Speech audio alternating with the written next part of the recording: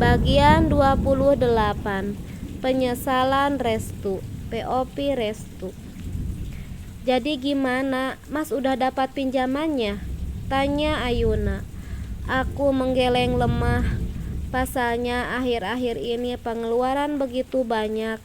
Bahkan gaji yang biasanya berlebih saat bersama Nilam dulu, kini jadi terasa kurang karena harus membayar banyaknya cicilan. Terus gimana, Mas? Udah 2 kali loh aku gak hadir di acara arisan. Debt collector juga udah bolak-balik sampai pusing aku tuh. Mana Kayla sebentar lagi ulang tahun. Keluh Ayuna sembari duduk menyandarkan tubuhnya ke kursi. Wajahnya terlihat cemberut. Kartu kredit kan kamu yang pakai, jadi terima aja konsekuensinya. Ulang tahunnya Kayla gak usah dirayain, yang penting doa aja, ucapku mendengar Ayuna mengeluh. Iya, makanya dari itu kamu cari solusi dong, Mas. Ya gak bisa lah, gak dirayain, kasihan lah sama Kayla. Teman-temannya pada dirayain. Ya terus gimana? Udah kamu jual saja dulu perhiasanmu. Nanti kalau ada uang beli lagi, jawabku memberi solusi. Apa? Jual perhiasan? Enggak, aku gak mau, enak aja. Protes Ayuna tak terima. Ya terus gimana? Kamu punya solusi? Tanyaku balik. Ya kamu usaha dong, Mas. Kalau aku jual perhiasan, iya kalau bisa beli lagi. Kalau gak, gimana? Keluh Ayuna semakin risau. Mau usaha apa lagi? Aku tuh udah usaha, Yuna. Udah berusaha pinjem kesana kemari, tapi tetap aja belum ada hasilnya. Kalau kayak gini terus, lama-lama bener bisa jadi gembel. Rumah bisa disita. Ya salah kamu sendiri ya, yang gak bisa ngatur pengeluaran. Mentang-mentang pegang kartu kredit segala dibeli. Ucapku mulai kesal. Kok jadi nyalahin aku sih, Mas? Tukas Ayuna tak terima.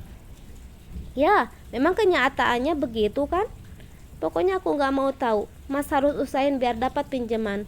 Ke siapa sajalah. Atau kalau gak gadain aja tuh rumah makan ke pihak bank. Ucap Ayuna memberi solusi.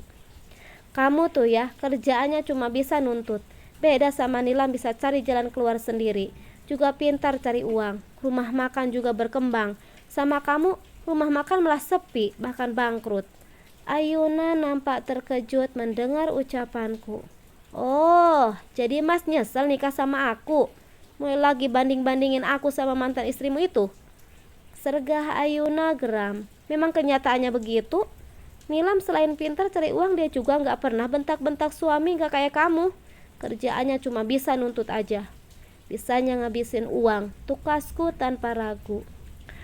Ayuna yang tak terima dibanding-bandingkan langsung membanting vas bunga ke lantai hingga menimbulkan bunyi dentingan keras peraduan antara keramik. Aku gak suka ya, Mas, banding-bandingin aku sama Mbak Nilam. Jelas level kita beda, teriak Ayuna. Aku yang tak ingin terus meladeninya memilih pergi meninggalkannya. Mas, mau kemana kamu?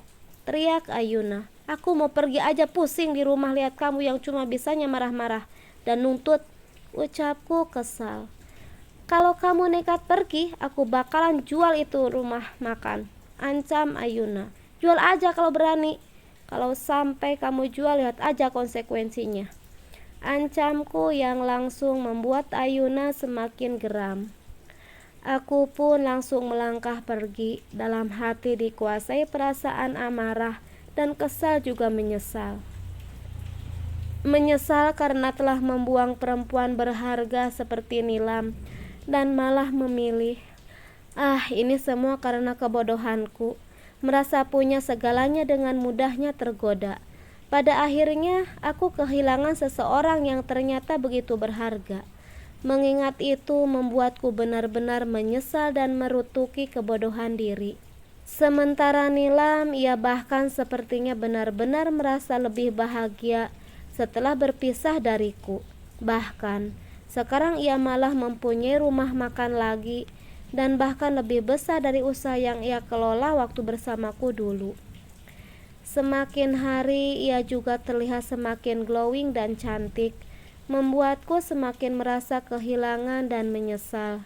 Tapi kenapa sampai sekarang ia masih betah menyendiri? Atau jangan-jangan ia masih menungguku? Batinku, yang seketika membuatku tersenyum sendiri. Sepertinya aku harus bertemu Nilam dan mengajaknya kembali rujuk. Barangkali dia memang masih memendam rasa untukku. Buktinya ia masih betah menyendiri. Aku harus terus berusaha memujuknya. Siapa tahu akhirnya dia luluh dan mengesampingkan gengsinya yang sebenarnya juga sangat ingin kembali hidup bersamaku. Membuatku membuka lembaran baru mengarungi bahtera rumah tangga dari awal. Lebih baik aku mendatanginya. Biasanya jam segini dia bersiap-siap untuk pulang. Ini kesempatanku untuk mengantarnya pulang. Aku pun segera melajukan mobil yang sudah 2 bulan ini menunggak. Mobil yang dulu kami miliki dijual gara-gara Ayuna gengsi karena modelnya dan beli baru dan akhirnya jadilah nyicil lagi. Aku pun karena merasa sayang istri akhirnya mau-mau saja menuruti permintaannya. Sementara kebutuhan Nizam dan Gazi pun mulai bertambah. Belum lagi Ayuna yang terlalu memanjakan Kaila, anak perempuan kami satu-satunya. Pengeluaran semakin hari semakin terasa membengkak. Rezeki juga terasa seret, gak seperti waktu bersama Nilam dulu. Begitu sampai di rumah makan milik Nilam, aku langsung memarkirkan mobil dan turun, lalu segera masuk. Mas Restu, ucap Nilam. Wajahnya nampak terkejut begitu melihatku datang. Aku yakin ia pasti senang, lihat saja ia juga terlihat gugup. Aku pun langsung memberikan senyum terbaik yang kupunya. Apa Mas Restu mau pesan makan? Tanyanya. Sebenarnya aku tidak terlalu lapar, tapi demi bisa mencapai tujuanku, sebaiknya ku iyakan saja. Lagian biasanya Nilam akan pulang jam 5 atau setengah 6 sore, sedangkan saat ini masih pukul setengah 5. Jadi ada kesempatan untuk ngobrol berdua, pikirku. Ah iya, Mas mau pesan nasi dengan ayam goreng ya, ucapku. Baik, minumnya pakai apa Mas? Teh tawar aja, soalnya kalau pakai gula nanti tambah manis karena lihat senyum kamu, godaku sembari tersenyum. Nilam nampak tersenyum kecil dan menggeleng. Aku yakin dia pasti senang. Baik, Mas silakan duduk dulu, ucapnya lalu melangkah pergi. Tidak lama kemudian Nilam kembali membawa pesananku. Silahkan Mas, ucapnya. Terima kasih. Lalu Nilam pun beranjak hendak pergi. Namun segera ku tahan. Lam, panggilku. Ia pun menoleh. Iya, ada apa? Apa ada yang mau Mas pesan lagi? Tanyanya. Boleh nggak kalau makannya kamu yang temenin? Ucapku ragu. Soalnya ada sesuatu yang hendak ku katakan soal anak-anak, dustaku. Karena aku yakin jika mengenai anak-anak Nilam pasti tidak akan menolak. Anak-anak? Memangnya ada apa dengan anak-anak? Wajah Nilam langsung terlihat penasaran. Seperti dugaanku, ia tak akan menolak.